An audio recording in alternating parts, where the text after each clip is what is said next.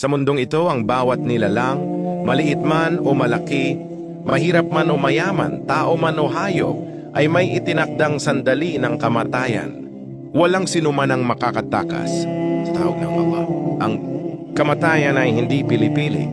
Ito ay tiyak, matatag, at hindi maiiwasan.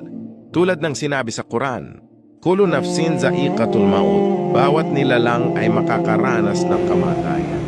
"Wa innama tu'tawna ajrukum yawmal qiyamah." At sa araw ng paghuhukom, kayo ay babalik sa amin, tatanggap ng gantimpala o parusa. "Faman zuhziha an-nar wa udkhila al-jannah faqad faza." Ang sinumang mailigtas mula sa apoy at makapasok sa paraiso, siya ay nagtagumpay. Wal hayatud dunya illa mataul ghurur. Ang buhay sa mundong ito ay pansamantala at puno ng ilusyon.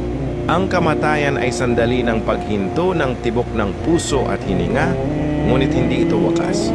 Ito ay simula ng paglalakbay patungo sa kabilang buhay, kung saan haharap ang kaluluwa sa kanyang mga gawa.